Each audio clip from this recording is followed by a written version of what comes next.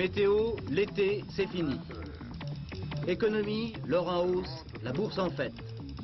Knesset, les colons d'Israël sacrifiés à Sadat. Le Costa Rica, l'école d'une paix.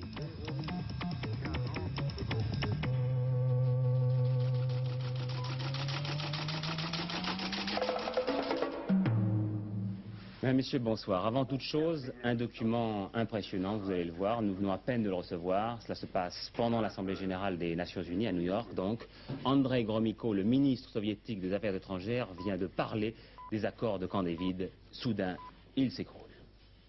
Новых систем оружия массового уничтожения. По нашей инициативе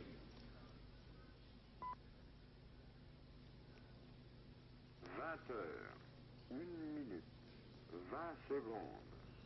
Une longue minute, de longues minutes d'inquiétude, puis franchement d'angoisse. M. Gromyko a 69 ans. Il a travaillé sans se ménager à la manière forcenée des dirigeants soviétiques depuis 40 ans. C'est, apprend-on, un malaise cardiaque. C'est comme ça qu'est mort un de ses prédécesseurs les plus fameux, Vyshynski.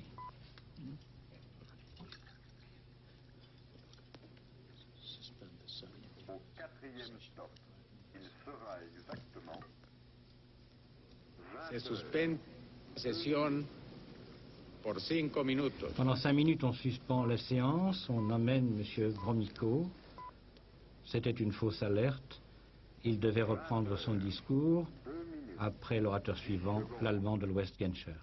Oui, nous reviendrons tout à l'heure sur les accords de Camp David dont parlait M. Gromyko quand il a été victime de ce malaise, mais je crois que le document que nous avons présenté était suffisamment impressionnant pour constituer la première page de ce journal. L'été, c'est fini. Maintenant, nous allons dire ensemble, Laurent Broumed, le calendrier. La transition est tellement douce qu'on s'était pris à espérer une prolongation de ces moments privilégiés. Malheureusement, ce matin, il a plu sur toute la moitié nord et demain, ce devrait être le tour d'une partie de la moitié sud. Alors, c'est fini vraiment l'été? J'ai l'impression le charme est rompu. Depuis 3 semaines, il y avait au-dessus de la France comme une bulle d'air pleine de soleil, et puis la bulle a éclaté. La transition est un petit peu difficile dans de nombreuses régions. Alors, grâce au centre météorologique de Lannion, je vous propose ce soir 2 photographies prises par le satellite Météosat. Sur la première photographie, on va voir le temps, la France, vue hier matin. Et hier matin, c'est à gauche, vous voyez, la France est complètement dégagée avec une bande de nuages rouges qui effleure le nord. Et puis ce matin, tout change car la bande, cette fois-ci, elle est sur le pays et elle la coupe en 2. Eh bien, cette bande de nuages, nous la retrouvons demain matin sur le sud-est où il y aura des pluies et où le Mistral se renforcera. Mais vous le savez, ces nuages ne viennent jamais seuls, ils viennent un petit peu comme les wagons d'un train. Premier wagon, donc aujourd'hui, deuxième wagon demain matin au nord, avec des pluies abondantes, en particulier près de la Manche et de la mer du Nord, où le vent, là encore, sera fort. Ailleurs, en particulier sur le sud-ouest, eh bien, un temps variable, brumeux le matin, puis des nuages et des éclaircies et des averses sur les montagnes. Jeudi, eh bien, le deuxième wagon continuera de descendre vers le sud du pays. Le matin, encore des pluies au nord, qui descendront dans la journée vers le sud, sur le Massif central et les Alpes. Seul le midi sera un petit peu épargné et connaîtra des éclaircies. Enfin, ces aiguilleurs du ciel que sont les météorologistes voient déjà pointer à l'horizon un 3e wagon chargé de pluie pour jeudi soir, mais cela nous en reparlerons. Voilà quand même qui est de nature à plaire aux agriculteurs qui avaient besoin d'un petit peu d'eau en ce moment après ces longues semaines de beau temps. Quant aux viticulteurs, ils sont maintenant presque assurés d'avoir une bien belle récolte. Il fallait avoir vraiment 3 yeux aujourd'hui sur la bourse. Le premier pour assister à la spectaculaire poussée du franc suisse qui a atteint pour la première fois de son histoire le seuil des 3 francs français. C'est symbolique mais c'est important. Le second pour applaudir à un autre record, celui du lingot d'or qui a dépassé les 30 000 francs, c'est-à-dire 3 millions de centimes pour 1 kilo d'or à Londres, à New York ou à Paris. Tout ceci en raison d'une vague d'incertitudes monétaires et politiques due pour beaucoup aux suites de Camp David. Je voudrais quand même dire aux petits épargnants qui sont tentés par l'achat d'or que la vente de métals précieux est désormais soumise à une taxe de 4%. Le troisième œil est pour ce que l'on appelle maintenant les actions Monory, c'est-à-dire le plan d'orientation de l'épargne vers le financement des entreprises. C'est un plan qui a largement dépassé les objectifs escomptés puisque d'ici à la fin de l'année, la France comptera 2 millions d'actionnaires nouveaux, 2 millions d'épargnants qui jusqu'alors n'avaient aucun titre en bourse. Regardez ce nom, Matra, c'est celui d'une entreprise française spécialisée dans la haute technologie. Mais voilà une action qui, avant les élections, valait un peu plus de 1000 francs et qui aujourd'hui coûte plus de 4000 francs, son cours, c'est-à-dire sa valeur, a quadruplé en moins de 6 mois. Les valeurs françaises qui ont fait un tel bond en avant sont des exceptions, mais elles symbolisent une reprise de la bourse qu'on n'avait pas connue depuis près de 20 ans. En moyenne, depuis le début de l'année, les valeurs françaises ont monté d'environ 60%. Bien sûr, il y a eu les élections. Sur ce tableau, on voit bien que le rythme cardiaque de la bourse, c'est-à-dire la tendance des cours des valeurs françaises, réagit fortement aux consultations électorales. La bourse avait peur des nationalisations. Après le 20 mars, elle s'est mise à flamber. Mais il y a autre chose. Le gouvernement veut ramener l'épargne vers la bourse où les entreprises empruntent chaque année une 50aine de milliards. Dans quelques jours, le ministère de l'économie va lancer une grande campagne d'information. En attendant, les nouvelles déductions fiscales décidées pour les placements boursiers attirent du monde autour de la corbeille. Il y a un mouvement très important de petits épargnants qui paraissent très intéressés par l'initiative gouvernementale de permettre une déduction à hauteur de 5 000 francs par foyer sur le revenu imposable. Je crois que cet événement a participé au renouveau du marché depuis quelques semaines et détermine non seulement des achats de petits particuliers, mais détermine aussi des achats de grands investisseurs qui doivent constituer les supports collectifs, c'est-à-dire les SICAV, qui vont permettre d'être vendus au guichet des banques. Vous croyez que cette hausse de la bourse peut se poursuivre longtemps? Je crois que cette hausse de la bourse peut durer encore. L'effet mécanique de ces achats pour les SICAV n'est pas terminé. Pour autant, il ne faudrait pas non plus que cet aspect mécanique des choses conduise à des excès regrettables. Oui, c'est-à-dire plus clairement la course à la spéculation. On a par ailleurs appris aujourd'hui qu'un nouvel emprunt de 3 milliards de francs, pourrait être lancé à la mi-octobre. René Monory peut donc se féliciter des résultats de la bourse. En revanche, d'autres soucis lui arrivent sur le front du chômage. Comment faire, en effet, pour continuer à pouvoir indemniser les chômeurs? Je crois que c'est la question à laquelle va tenter de répondre demain le conseil d'administration de l'UNEDIC. L'augmentation rapide des demandeurs d'emploi, nous le voyons bien de mois en mois, pose en effet un problème aigu de financement. Un problème aigu qui tient en 2 chiffres. En 4 ans, le nombre de chômeurs indemnisés a doublé. Il atteint aujourd'hui 730 000 personnes. Et en 2 ans, le budget de l'UNEDIC est passé de 13 milliards à 21 milliards de nos francs. Conséquence directe, en janvier prochain, il manquera près de 2 milliards dans les caisses de l'UNEDIC. Pour combler ce trou, Force ouvrière et la CGT proposent d'augmenter la cotisation versée par les patrons et les salariés. Le taux actuel est de 3% de la masse salariale. Les syndicats proposent de le faire passer à 3,5%. Le patronat répond qu'augmenter les charges sociales, c'est nuire à la compétitivité des entreprises et donc rendre plus difficile la création d'emplois. De ce côté-là, la situation est donc bloquée. Mais patronat et syndicats sont d'accord pour se retourner vers l'État et lui demander d'augmenter sa contribution.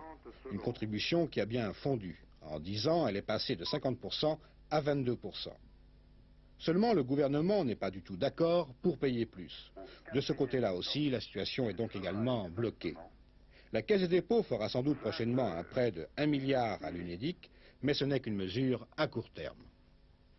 Et c'est précisément de chômage que François Sérac, le président du CNPF, a parlé cet après-midi avec le chef de l'État. François Sérac, inquiet lui aussi, mais soucieux de replacer l'exemple français au milieu de son environnement international. Je pense que dans ce domaine, nous devrions réfléchir à notre contexte international. Les Allemands, par exemple, ont un système d'assurance chômage qui, curieusement, a une cotisation globale de 3%, comme nous. Moitié salariés, moitié chefs d'entreprise. Notre système est un peu plus favorable aux salariés. Mais au-dessus de 3%, en Allemagne, il est convenu que c'est l'État qui se charge de la tranche supérieure à 3% lorsque l'emploi dépasse, enfin le chômage dépasse ce chiffre. Voilà un exemple qui devrait nous permettre de réfléchir à ce que pourrait être une solution française s'harmonisant avec les problèmes européens. À l'issue de cet entretien, le président Giscard d'Estaing a dit qu'il souhaitait que les négociations engagées l'été dernier entre le patronat et les syndicats sur les questions intéressant l'emploi et les conditions de travail aboutissent rapidement. Chômage technique chez Renault Véhicules Industriels, c'est-à-dire les usines Berliet. Les usines Berliet donc fermeront pendant 6 journées, réparties sur octobre et novembre. Les rapports de la CGT et de la CFDT, eh bien, le baromètre ne remonte pas. Edmond Maire refuse les initiatives communes qu'il qualifie de ronflantes et d'inefficaces. Une grève à l'usine Solmer de Fos-sur-Mer, décidée par l'ensemble des syndicats jusqu'à mercredi matin. L'usine emploie 7000 travailleurs. Voilà qui nous amène aux 3 autres conflits sociaux du jour, à commencer par la grève de la SNCF, ou en tout cas par les menaces de grève qui pourraient courir à partir de dimanche, et ce pendant 3 jours. Pierre. Les syndicats de cheminots, CGT, CFDT et autonomes appellent à la grève du 1er au 3 octobre inclus. Ils protestent essentiellement contre les conditions de travail. L'action pourrait prendre la forme de débrayage tournant par région. Elle concernerait 95% du personnel roulant de la SNCF. Perturbation également demain sur le réseau normand. Nouvelle table ronde pour le redémarrage des chantiers de réparation navale. Gaston Defferre propose la mise en gérance libre de 2 des sociétés terrain, la SPAT et AP. D'autre part, dans une 3e entreprise, la SAM, les ouvriers qui avaient repris le travail ce matin se sont remis en grève pour protester contre de nouveaux licenciements.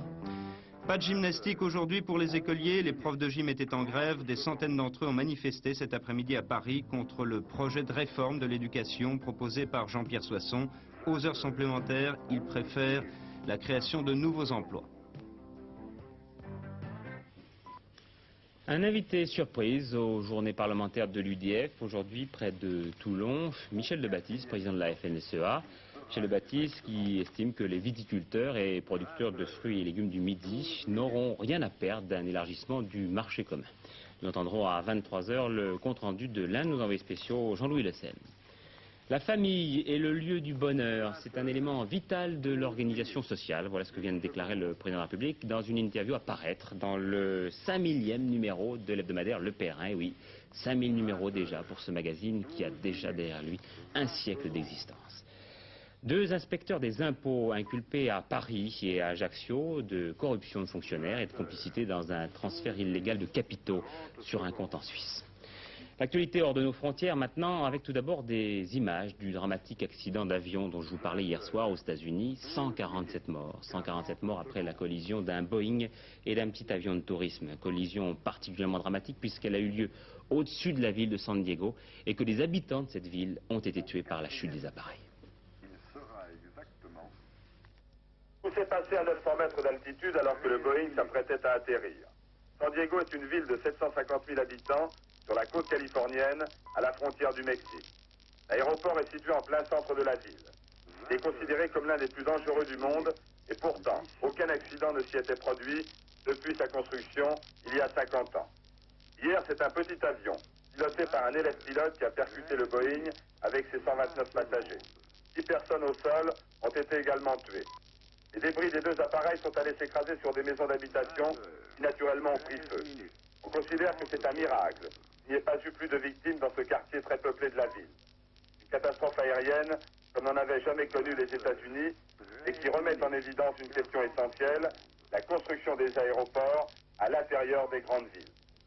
D'autre part, l'association des pilotes américains demande aujourd'hui que les dispositifs de sécurité soient améliorés pour éviter, dans un espace de plus en plus chargé, la présence de multiples avions taxis en compagnie d'avions de ligne. À San Diego aujourd'hui, la catastrophe a provoqué un autre événement, l'apparition de pillards qui volent tout ce qu'ils trouvent dans les maisons détruites par les débris des 2 avions. 10 secondes. Allemagne, le jeune député social-démocrate Uwe Holz, lavé de tout soupçon d'espionnage, il avait voté lui-même la levée de son immunité parlementaire afin que l'on fasse toute la lumière sur ces nouvelles accusations qui salissaient la coalition au pouvoir.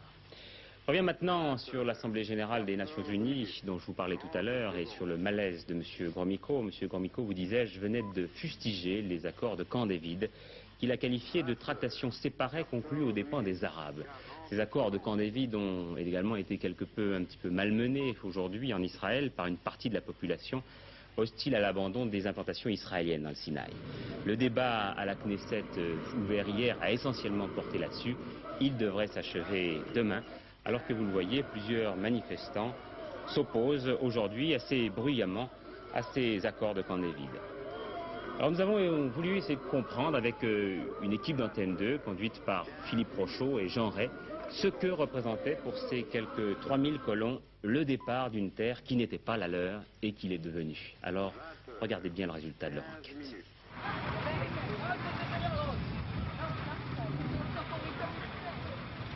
Ces tracteurs qui bloquent les routes du désert du Sinaï, c'est toute la colère des colons israéliens qui vont devoir plier bagages et abandonner leurs plantations. C'est le gouvernement israélien qui les avait poussés à s'installer ici, au nord du Sinaï, au-delà des frontières de 67. C'est lui à présent qui leur demande d'abandonner leurs maisons et leur culture, car le Sinaï va être rendu à l'Égypte.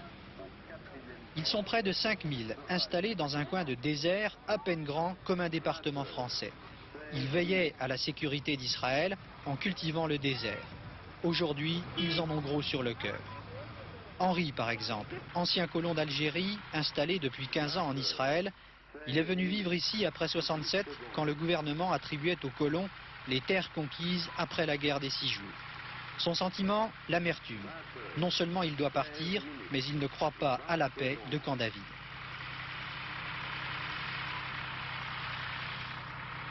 Vous en voulez beaucoup au gouvernement israélien?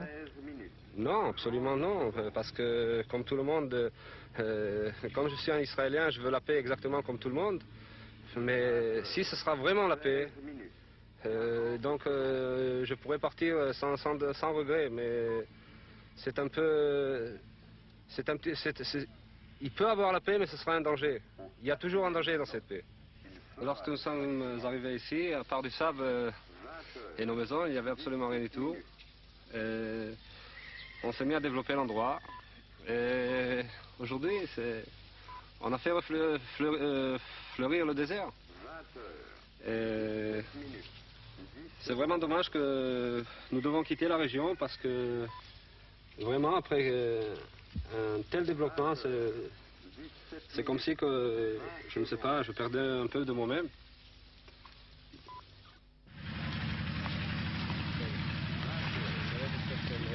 Henri a 30 ans, l'âge d'Israël, et 3 enfants qui ont grandi au Moshav. Mais il ne comprend pas. Ni lui ni sa famille ne peut croire que dans quelques mois, ils devront faire leurs valises. Les autres colons non plus. Alors, la vie continue normalement, en attendant l'ordre d'évacuer. À ces colons du Sinaï, le gouvernement israélien n'a rien promis. Ni autre terre, ni indemnité. Alors, ils s'accrochent à leurs plantations, comme cette femme, juive d'origine marocaine, installée en Israël depuis 3 ans seulement.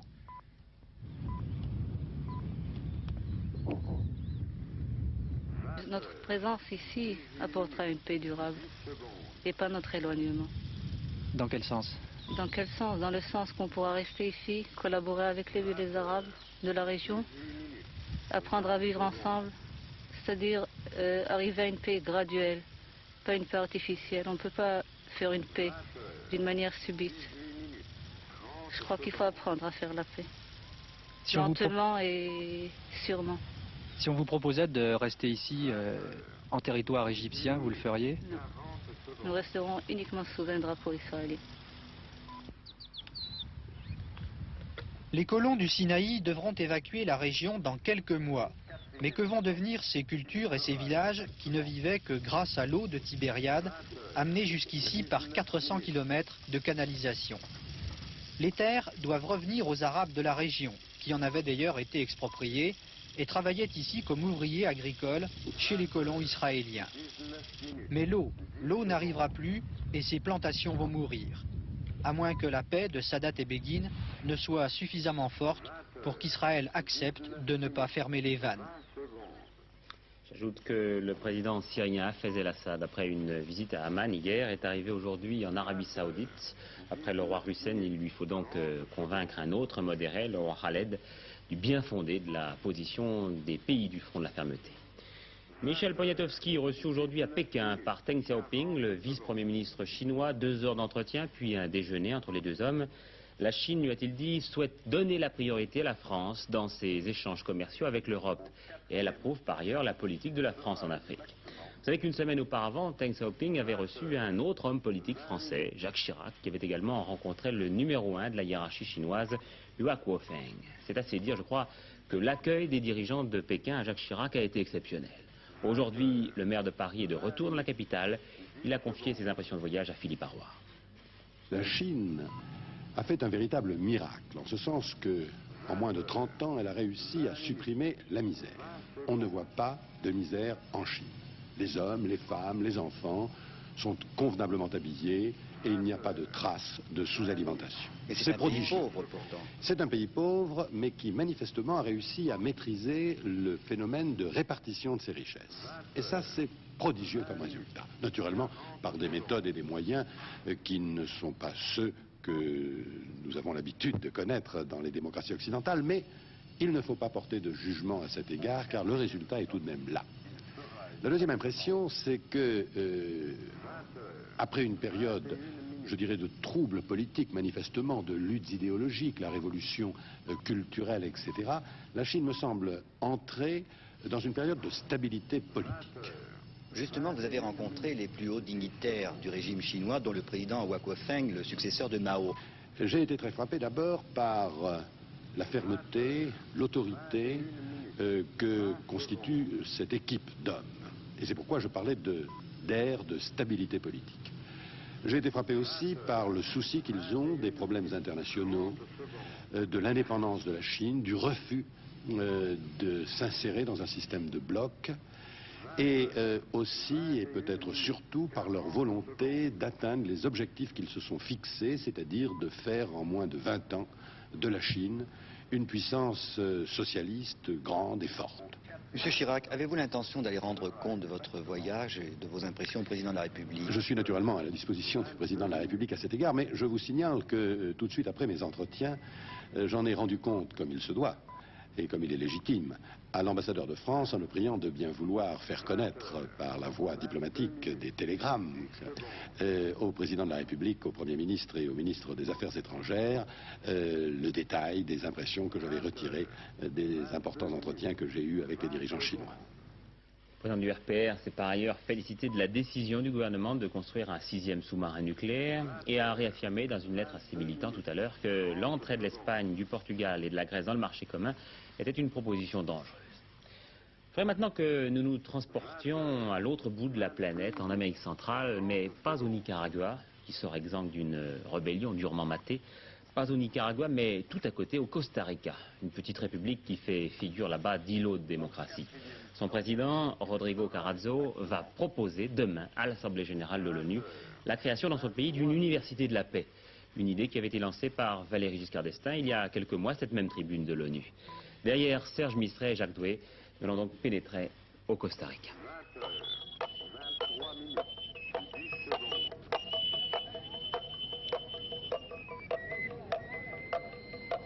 À Nicoya, les Indiens tourneurs accueillent leur président. Ils l'accueillent exactement comme leurs ancêtres accueillaient il y a 400 ans les premiers colons espagnols.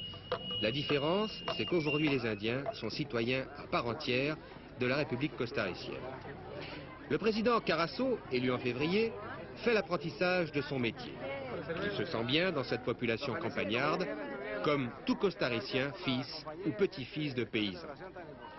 Rodrigo Carazo a été élu pour 4 ans en février. À l'expiration de son mandat, il ne pourra plus jamais être président. Ainsi le veut la Constitution, qui barre la route à toute tentative de dictature.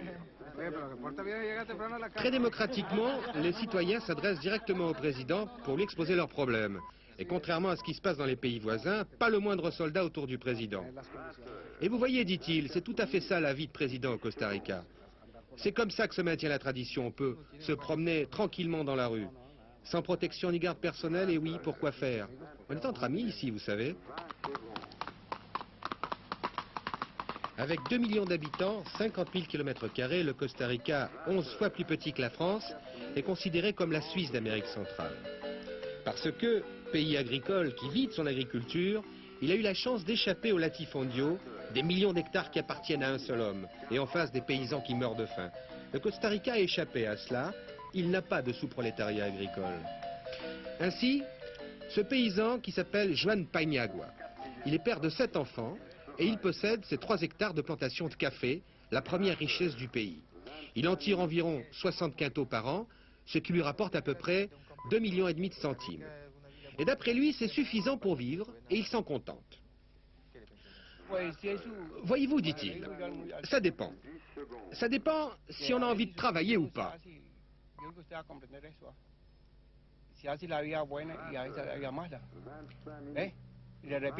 Avoir un tablier troué comme le mien, travailler dur, Et c'est seulement comme ça qu'on peut s'en sortir.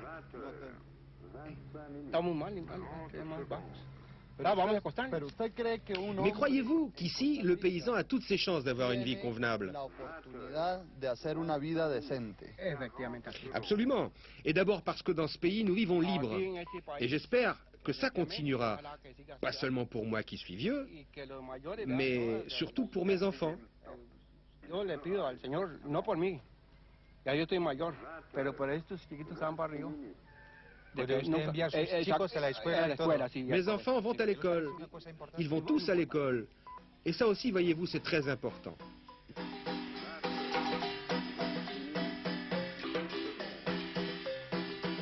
Le Costa Rica est le deuxième exportateur mondial de bananes. Actuellement, il élimine sans douleur le trust américain United Fruits, propriétaire des plantations. Et cela, il n'aurait pas pu le faire s'il n'était pas une démocratie exemplaire, un pays où un président sortant n'hésite pas à donner un coup de chapeau à son successeur et adversaire politique.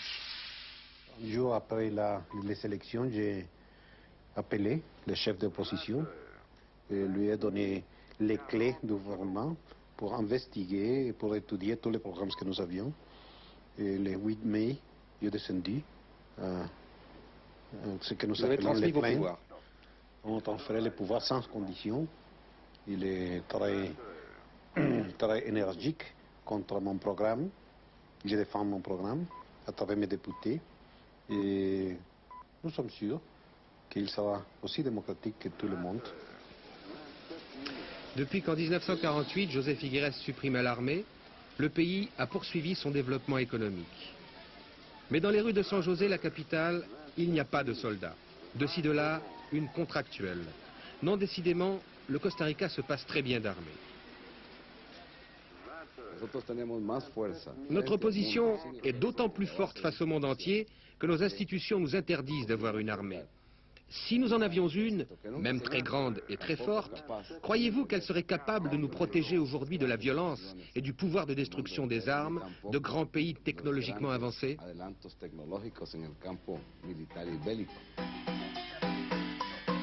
Un pays où l'on a transformé les casernes en musées.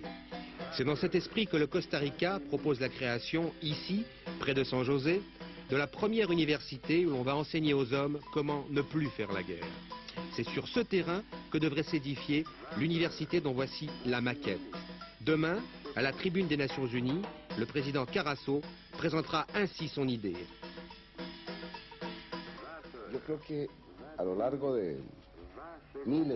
Pendant des millénaires, voyez-vous, je pense que l'homme s'est surtout préoccupé de la sécurité des nations. Et je crois qu'il est temps maintenant de penser à la sécurité de l'homme. Le futur de l'homme sera lié aux études que l'on va faire dans cette université. Et le monde entier doit s'efforcer de nous envoyer les meilleurs techniciens, les meilleurs penseurs.